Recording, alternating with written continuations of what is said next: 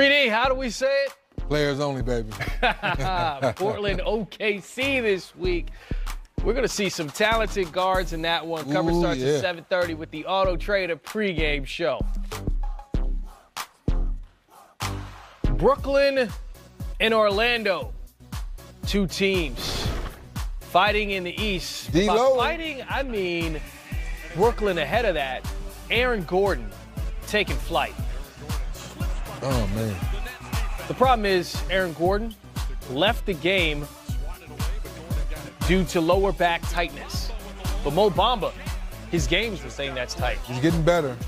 Each game getting better and better. D-Load, I see it. I mean, you say getting better and better. D'Angelo Russell. He's getting refocused. Mm-hmm. That's what he's getting refocused, Chris. That looked like a focused face right there. Yes. So Nikola Vucevic going to work inside, tying the game at 113, 30 seconds to go.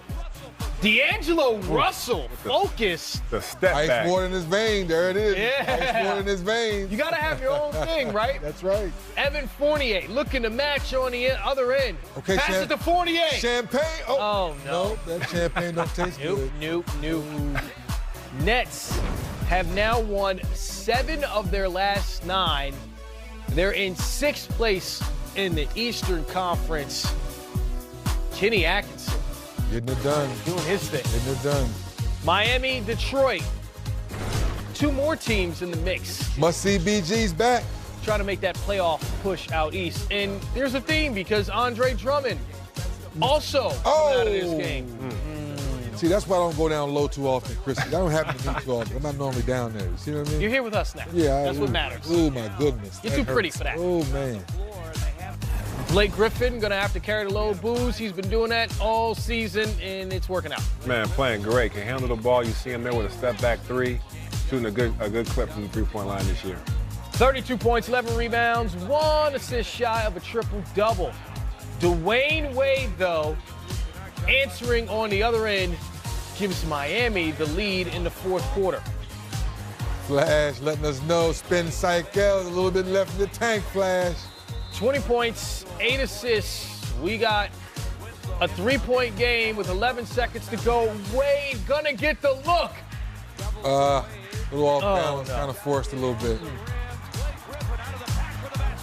So the Detroit Pistons get the win 98-93, despite the very good game from Dwayne Wade, but the excellent performance from Blake Griffin. Cleveland, Utah. And we're going to say this was a practice session for the Practice. Donovan Mitchell, he's happy, Booze. You know why? Because he's going to get his numbers early and often. Yeah, he was playing terrific. You see him throw it up to the big fella Gobert right there. This one would be a blowout. And then Mitchell saying, okay, I got to get my numbers quick because he didn't stay on the floor long. Well, you saw Channing Frye was getting ready to rotate. Well, look at Channing. He goes, oh, never mind. Make this a business decision. That's the dunk champ. And by stay on the floor, I mean elevate and then get all the points that he needed. Donovan Mitchell, 24 in just 26 minutes. And then Rudy Gobert, another high percentage, easy bucket. And that deficit just elevating for Cleveland. Well, you know, Booze kind of teased you a little bit earlier and said this was a blowout. 87-53 at this point. Grayson Allen like, hey, where'd he go to school? Dookie! Oh, Lord. Kevin loves him. Man. So Utah gets the win 115-99, and this wasn't even that close. No, I thought Rodney Hood and Alec Burks would bring a little bit more, knowing they used to play for Utah, drafted by them, but not tonight. So getting back to the Brooklyn Nets and seeing what they're doing under the tutelage of one Kenny Atkinson, it seems as if they've turned the corner. I mean, 24 wins so far this year. They're approaching how much they had the entire season last year and more than the 2 previous seasons before that. They're rolling. They've been turning the corner, Chris, and stay with me. Now they've kind of turned the bend, if you will, where now they're not giving games back. Remember early in the season, Booth, where they were giving away 10, 15, 19-point leads. Now Kenny Atkins has stayed the course and stayed with his guys and kept believing in them. Jared Allen, all the block shots we've seen from the defensive end. Dinwiddie now, getting the new contract, he's playing great. Right. And, of course, our boy Angelo Russell got ice water in his veins. Just happy to see him playing good basketball. Yeah, no, exactly. The thing about it with them, they're doing a good job of winning the close games.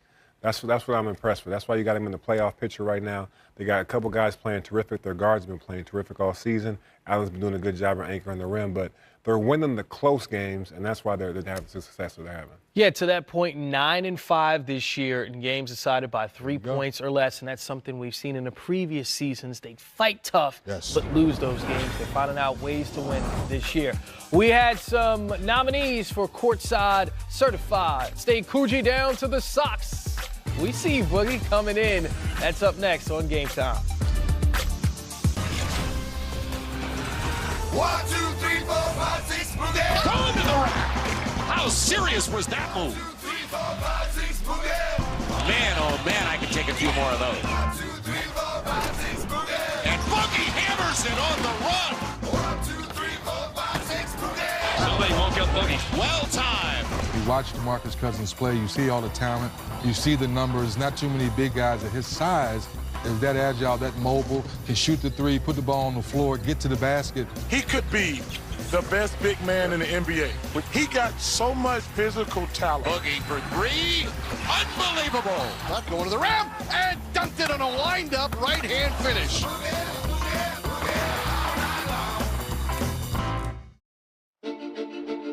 And DeMarcus Cousins can't go. He's holding that left lower leg area in the area of his Achilles. It's one of the most unique free agent situations we've seen in a lot of years. I'm a warrior. In gigantic news, DeMarcus Cousins has agreed to a one-year, $5.3 million deal with the defending champion Golden State Warriors. No dropping me to the ground, 'cause it's going down undefeated.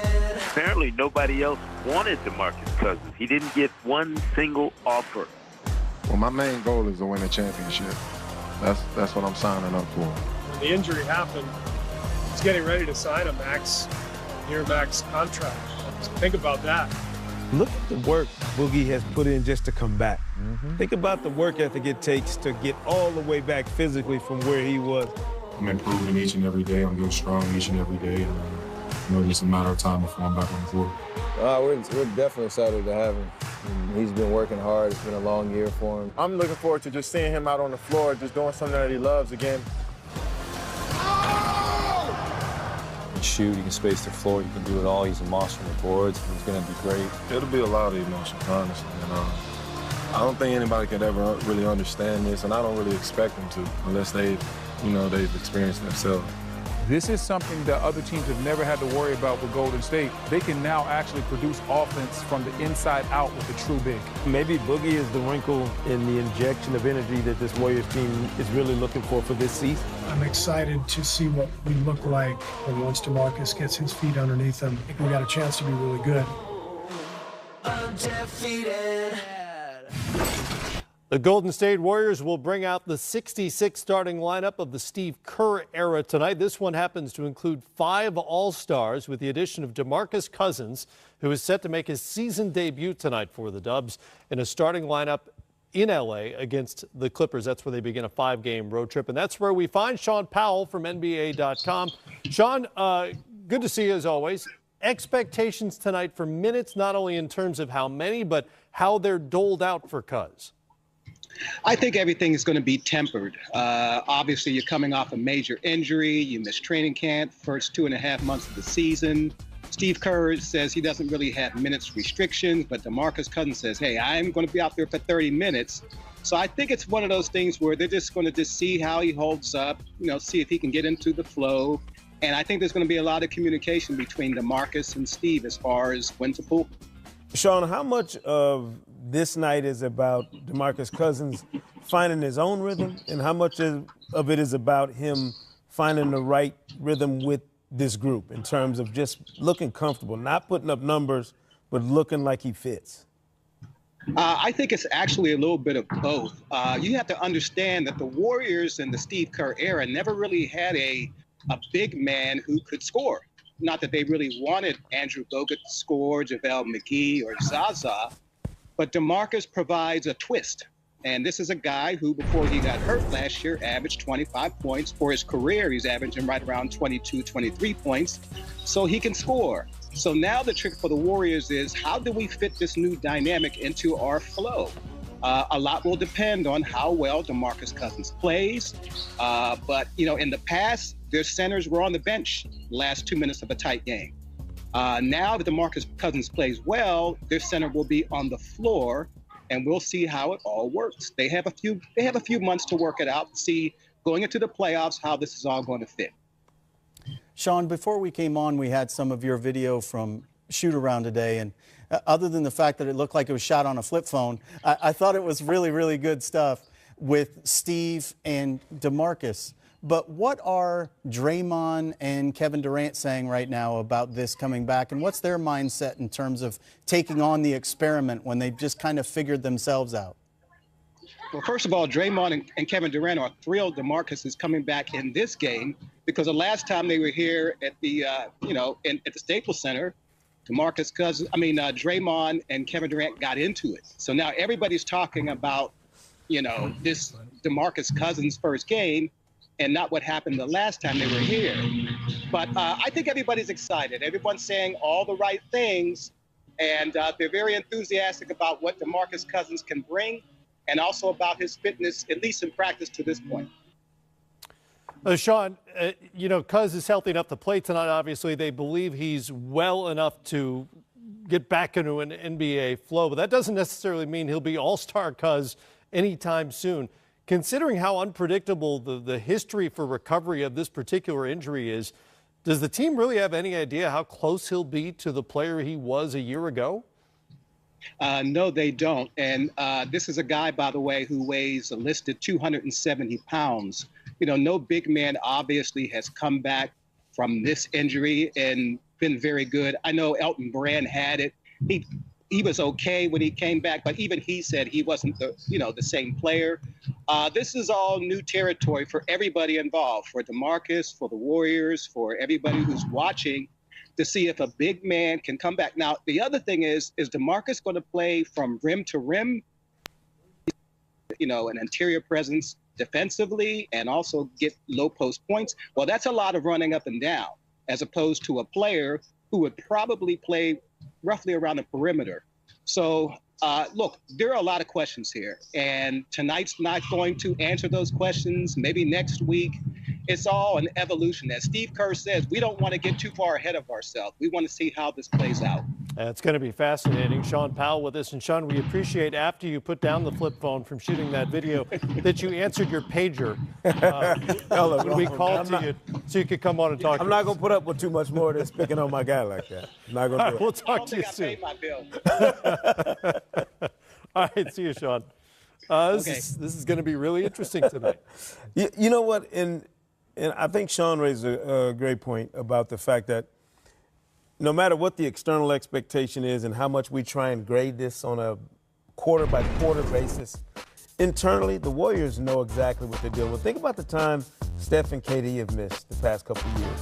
Draymond now this season. They've had to adjust and incorporate somebody into the mix. Now, granted, this is the first time they'll have to do it with somebody who has not yet played with this group. Right. That's new. But the idea that they understand the measured tone you have to take in these situations gives me a good feeling about what Steve Kerr and his guys are doing. They wouldn't throw him out there if there was any hope of anything other than a smooth transition for Boogie Cousins. Well, and we talked about it before the show, too. Some people have likened this to a midseason trade, where they have a big advantage over anyone who acquired a player like this midseason. Is Boogie's had the whole year to get to know all of them on a human level. They've gotten a whole year to start to trust and understand what he's all about. So they're ahead of the curve in terms of introducing him. But let's not kid ourselves. This is going to be a lot of upheaval in the lineup. There's a reason KD went for 51 when Steph Curry was out. Enough mouths to feed over time can be a problem until they all decide that they're willing to sacrifice to the level they need to. It's also a lot easier to get along when the most volatile guy, the biggest personality on the roster, is on the sideline in a suit, right? It'll be really interesting to see what happens when he's on the floor. I think Draymond would take offense to that. I mean, yeah, Draymond would dispute that anybody could own that title. It's neck and neck. He at least wants to stay on. But at least with Draymond, get thrown out of a game this season in which he was not participating. Exactly. At least with Draymond, you go, oh, that's just Draymond. They're used to it, right? I mean, that's been his role, to be sort of their dirt worker, they're nasty, right? He's supposed to be their edge. Right. So now they have two guys that bring edge, and it'll be really interesting to see what happens when they're thrown into a situation where it's a highly competitive moment. Cousins' debut tonight as the Warriors start their 5-game road trip in L.A. against the L.A. Clippers. Back with more here from Atlanta.